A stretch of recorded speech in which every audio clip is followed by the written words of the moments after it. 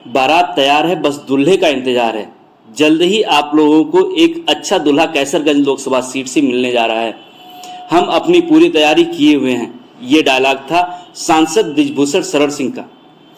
25 अप्रैल को एक चुनावी जनसभा में उन्होंने पूरे आत्मविश्वास से कहा था कि मेरा टिकट करीब करीब फाइनल है, तैयारी करने के लिए कह दिया गया है। अब कैसरगंज से बृजभूषण शरण सिंह का टिकट कट गया है। उनकी जगह उनके बेटे करण भूषण सिंह को टिकट दिया गया है। टिकट देने के आश्वासन से लेकर टिकट कटने तक की कहानी 10 दिनों तक चली। 22 अप्रैल को जिस उत्साह से बृजभूषण सिंह दिल्ली से लौटे थे, 1 मई की शाम तक वह उत्साह खत्म हो चुका था। परिवार के किसी सदस्य को तो टिकट नहीं मिल रहा। इस सवाल पर मीडिया से झल्लाने वाले सांसद अब आला कमान के फैसले के आगे झुक चुके थे। न चाहते हुए भी उन्हें अपनी सीट पर बेटे को उत्तराधिकारी घोषित करना पड़ा।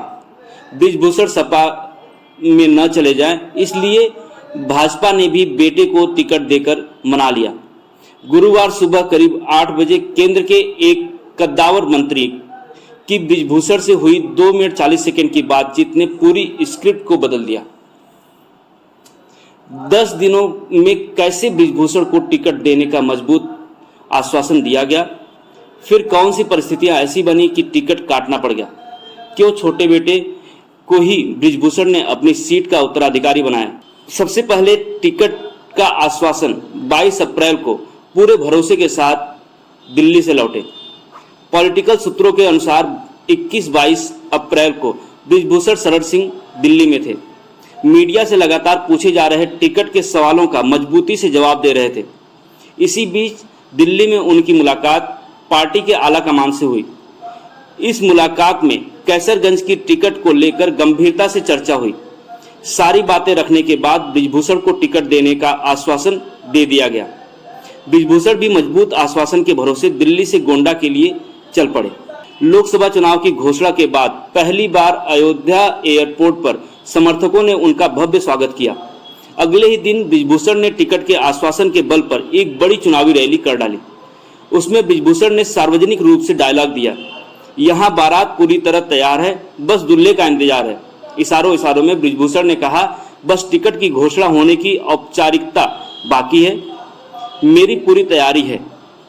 उधर से झंडी आएगी और इधर प्रचार शुरू हो जाएगा। लेकिन 26 अप्रैल के बाद से टिकट के समीकरण बदलने शुरू हो गए। अब जानिए कैसे बदले टिकट के समीकरण। संदेश खाली के संदेश से पार्टी ने टिकट का विचार करना शुरू किया। बृजभूषण का टिकट कटने से बंगाल की कोई भूमिका हो सकती है, यह सुनकर थोड़ा अजीब लगेगा, लेकिन सच है। इसके लिए आपको पश्चिम बंगाल तक चलना होगा। 26 अप्रैल को प्रधानमंत्री की जनसभा में मां माटी मानुस का ढोल पीटने वाली टीएमसी ने संदेश खाली की बहनों के साथ जो किया, वो देखकर आज पूरा देश दुखी है, आक्रोशित है। मां माटी मानुस की बात कहकर सत्ता में आई टीएमसी ने सबसे बड़ा विश्वासघात यहां की महिलाओं से किया है। यह आरोपियों को बचाने के लिए जो किया जा सकता था वो किया गया।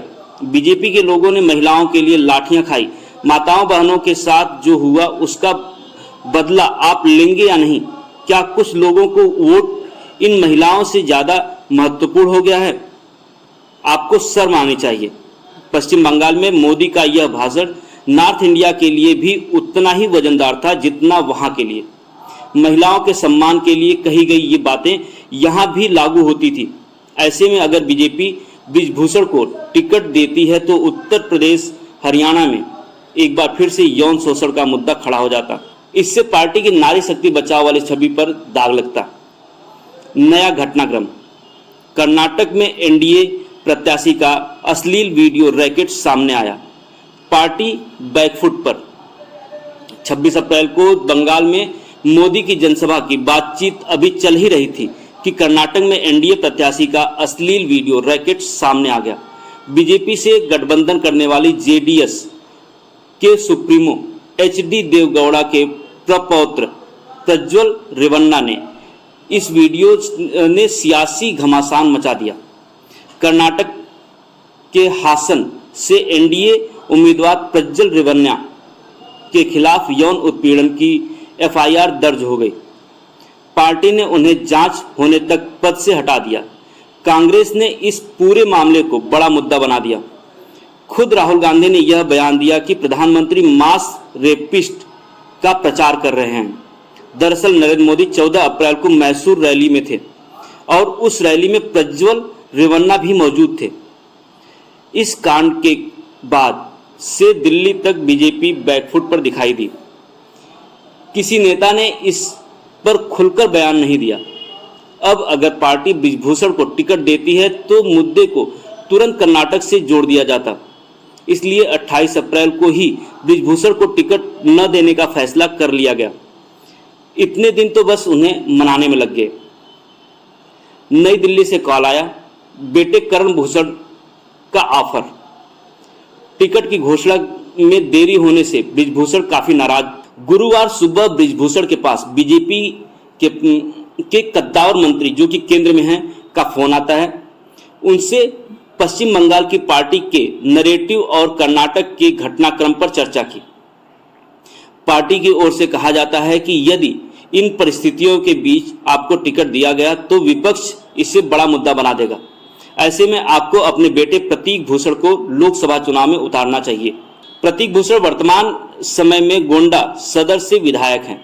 आला कमान ने कहा राजनीति में सक्रिय हो चुके हैं और लोकसभा चुनाव की राजनीति कर सकते हैं। ब्रिजभूषण ने प्रतीक को लड़ाने से इनकार कर दिया। कुछ देर और बातचीत हुई और करण भूषण के नाम पर सहमति बन गई। एक बेटा राजनीति में स्थापित, दूसरे को स्थापित करने का प्लान। करण भूषण का नाम फाइनल होने के बाद ब्रिजभूषण ने मीडिया से कहा प्रतीक गोंडा सदर से विधायक हैं, वे इस जिले का प्रतिनिधित्व कर रहे हैं, इसलिए करण भूषण को कैसरगंज का प्रत्याशी बनाया गया है। करण की कुंडली में राजनीति का योग है। मैं 35 साल की उम्र में पहली बार सांसद बना था। अब करण भूषण का उम्र भी 35 हो चुकी है, वह भी 35 की उम्र में सांसद बनेंगे। मैंने कैसरगंज की सीट से अपना उत्तराधिकारी घोषित कर दिया है। बीजेपी ने भी मेरी बात मान ली है और उन्हें टिकट दे दिया है। एक पिता को और क्या चाहिए, उसके जीते जी उसके बेटे सेटल हो जाए। अब मेरे दोनों बेटे राजनीति में सेटल हो गए हैं। भाजपा ने ब्रिजभूषण को क्यों नहीं छोड़ा? सपा से थी नजदीकियां। महिला रेसलर्स के यौन शोषण के आरोपों से घिरे ब्रिजभूषण शरण सिंह का मामला फिलहाल कोर्ट में है।